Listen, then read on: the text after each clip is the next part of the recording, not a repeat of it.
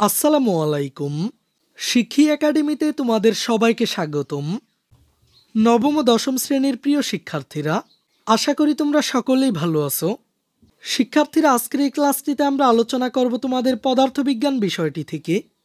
তোমরা যারা বিজ্ঞান বিভাগ নিয়ে পড়াশোনা করবে, এই ক্লাসটি শুধুমাত্র তাদের জন্যই। আর শিক্ষার্থীরা, আজকের এই ক্লাসটিতে আমরা আলোচনা করব তোমাদের পদার্থবিজ্ঞানের দ্বিতীয় যে অধ্যায়টি রয়েছে, অর্থাৎ গতি অধ্যায়টি থেকে। তো চলো আমরা গতির অধ্যায়টিতে চলে যাই। গতি পদার্থবিজ্ঞানের খুবই গুরুত্বপূর্ণ একটি অধ্যায়। প্রথমে আমরা দেখে নিই এই অধ্যায় শেষে আমরা কি কি জানতে পারবো।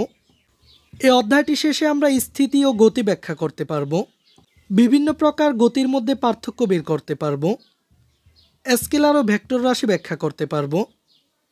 এরপর গতি সম্পর্কিত রাশিসমূহের মধ্যে পারস্পরিক সম্পর্ক বিশ্লেষণ করতে পারবো, বাধাহীন ও মুক্তভাবে পড়ন্ত বস্তুর গতি ব্যাখ্যা করতে পারবো, লেখচিত্রের সাহায্যে গতি সম্পর্কিত রাশিসমূহের মধ্যে সম্পর্ক বিশ্লেষণ করতে পারবো এবং আমাদের জীবনে গতির প্রভাব উপলব্ধি করতে পারবো।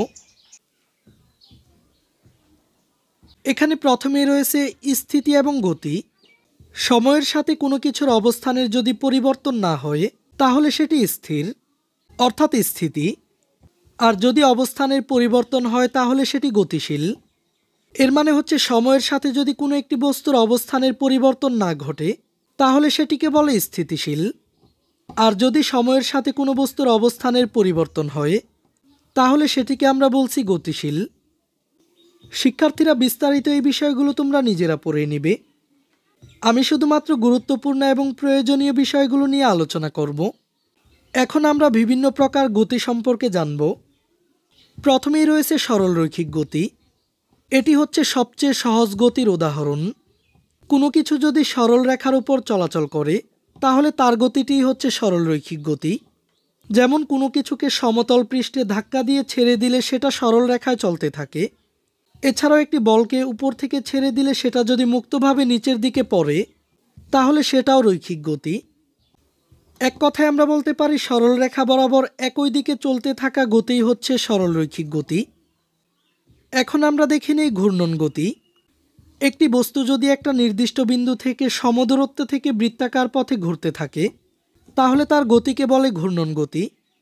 বৈদ্যুতিক পাখা, ঘড়ির কাঁটা এগুলো ঘূর্ণন গতির উদাহরণ হলেও চমকপ্রদ একটা উদাহরণ হচ্ছে আকাশের চাঁদ।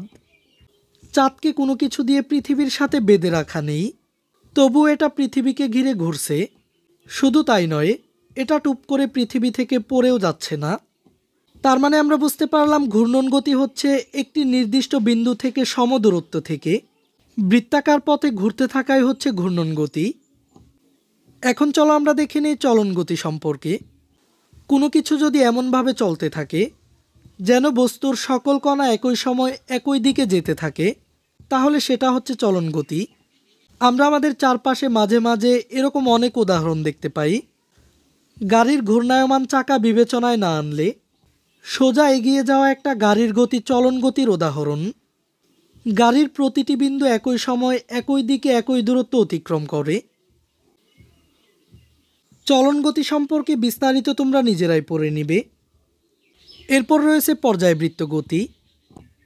একটি নির্দিষ্ট সময় পরপর যদি গতির পুনরাবৃত্তি হয় তবে সেই গতিকেই পর্যায়বৃত্ত গতি বলে। এটির একটি উদাহরণ হতে পারে দোলনার গতি। এরপর রয়েছে সরল স্পন্দন গতি। সরল স্পন্দন গতি সম্পর্কে তোমরা নিজেরা পড়ে নিবে। এরপর রয়েছে স্কেলার ও ভেক্টর রাশি। স্কেলার এবং ভেক্টর রাশি পদার্থবিজ্ঞানের খুবই গুরুত্বপূর্ণ একটি বিষয়। আমাদের পরিচিত জগতে আমরা যা কিছু পরিমাপ করতে পারি সেটাই রাশি। আনন্দ কিংবা দুঃখ রাশি নয়, কিন্তু তাপমাত্রা একটি রাশি। তার কারণ হচ্ছে আনন্দ কিংবা দুঃখকে মেপে একটা মান দেওয়া যায় না, কিন্তু তাপমাত্রা মেপে মান দেওয়া সম্ভব। তোমার শরীরের তাপমাত্রা 37 ডিগ্রি সেলসিয়াস কিংবা 98.4 ডিগ্রি ফারেনহাইট। তাপমাত্রা বোঝানোর জন্য একটি মান বললেই চলে, কিন্তু অনেক রাশি আছে যেগুলোকে একটি মান দিয়ে পুরোপুরি প্রকাশ করা যায় না। হয় তার মানের সাথে একটা দিক বলে দিতে হয় কিংবা একাধিক মান বলে দিতে হয়, যেন সেগুলো মিলিয়ে তার মান এবং দিক দুটোই নির্দিষ্ট করে বোঝা যায়। অবস্থান ছিল সেরকম একটি রাশি। যেটা বোঝানোর জন্য আমাদের শুধু দূরত্ব দিয়ে কাজ হয়নি, তার দিকটিও নির্দেশ করতে হয়েছিল। কাজে আমরা বলতে পারি যে রাশি শুধু একটি মান দিয়ে প্রকাশ করা যায় সেটি হচ্ছে স্কেলার, আর যেটা প্রকাশ করার জন্য একটা দিকও প্রয়োজন হয় সেটা হচ্ছে ভেক্টর রাশি।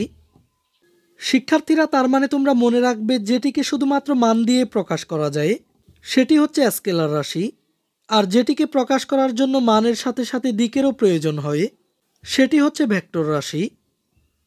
এরপর বাকি এই বিষয়গুলো তোমরা নিজেরা পড়ে নিবে।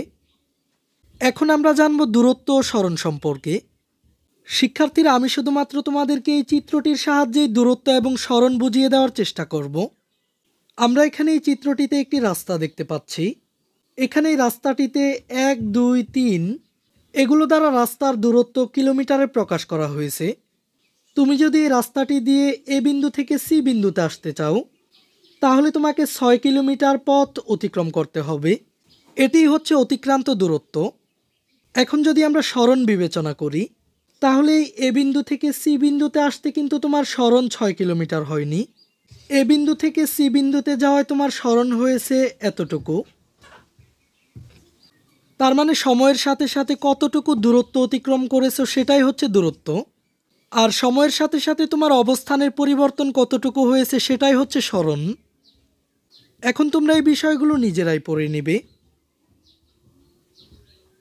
দূরত্ব এবং সরণ দুটোর মাত্রাই হলো দৈর্ঘ্যের মাত্রা। তার মানে সরণ এবং দূরত্ব দুটির মাত্রাই হচ্ছে এল।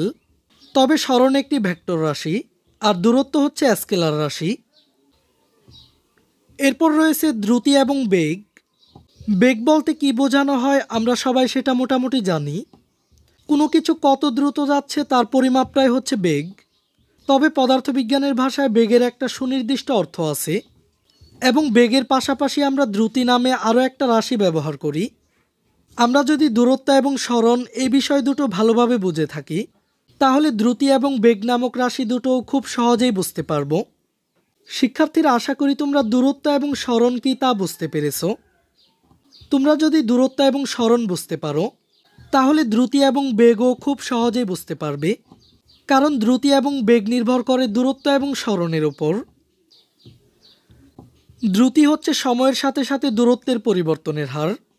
অর্থাৎ তুমি যদি 20 সেকেন্ডে 100 মিটার দূরত্ব অতিক্রম করে থাকো তাহলে তোমার দ্রুতি হচ্ছে অতিক্রান্ত দূরত্ব ভাগ সময়। তার মানে তুমি যদি 20 সেকেন্ডে 100 মিটার দূরত্ব অতিক্রম করো তাহলে তোমার দ্রুতি হবে 100 ভাগ 20 সেকেন্ড। এখানে 100কে 20 দিয়ে ভাগ করলে হয় 5, আর মিটারকে সেকেন্ড দিয়ে ভাগ করলে হয় মিটার পার সেকেন্ড, অর্থাৎ 5 মিটার পার সেকেন্ড। আমরা এই 5 মিটার পার সেকেন্ড দিয়ে এটাও বুঝতে পারি যে প্রতি সেকেন্ডে 5 মিটার দূরত্ব অতিক্রম করা হয়েছে। দ্রুতিকে ভি দিয়ে প্রকাশ করা হয়, আর দ্রুতির মাত্রা হচ্ছে এলটি ইনভার্স 1। শিক্ষার্থীরা, আশা করি তোমরা দ্রুতি কি তা বুঝতে পেরেছো। অতিক্রান্ত দূরত্বকে সময় দিয়ে ভাগ করলে আমরা দ্রুতি পাই, আর অন্যদিকে বেগ হচ্ছে সময়ের সাথে সাথে সরণের পরিবর্তনের হার। অর্থাৎ যদি 20 সেকেন্ডে কোনো নির্দিষ্ট দিকে তোমার অবস্থানের পরিবর্তন হয় 50 মিটার তাহলে তোমার বেগের মান হচ্ছে সরণ ভাগ সময়ে। যেহেতু তোমার সরণ হয়েছে 50 মিটার আর সময় হচ্ছে 20 সেকেন্ড, তার মানে বেগ হচ্ছে 50 ভাগ 20। এখানে 50কে 20 দিয়ে ভাগ করলে হয় 2.5, আর মিটারকে সেকেন্ড দিয়ে ভাগ করলে হয় মিটার পার সেকেন্ড। তাহলে আমরা দেখলাম দ্রুতি এবং বেগের একক একই, আর এই এককটিকে তোমরা চাইলে এভাবেও লিখতে পারো। দ্রুতির মতো বেগের মাত্রাও এলটি ইনভার্স 1। বেগকেও ভি দ্বারা প্রকাশ করা হয়। এখানে 2.4-এর চিত্র থেকে দ্রুতি এবং বেগের মান বের করা হয়েছে। আমরা জানি গড় দ্রুতি হচ্ছে অতিক্রান্ত দূরত্ব ভাগ সময়, আর গড় বেগ হচ্ছে সরণ ভাগ সময়। তো আশা করি তোমাদের দ্রুতি এবং বেগ নিয়ে কোনো সমস্যা থাকবে না। শিক্ষার্থীরা, এই ক্লাসটিতে এই পর্যন্তই। পরবর্তী ক্লাসে আমরা ত্বরণ নিয়ে আলোচনা করব। এই ক্লাসটি তোমাদের কাছে ভালো লেগে থাকলে একটি লাইক দিয়ে দাও, আর পরবর্তী সকল ক্লাসগুলো নিয়মিত পেতে চ্যানেলটিকে এখনই সাবস্ক্রাইব করে রাখো।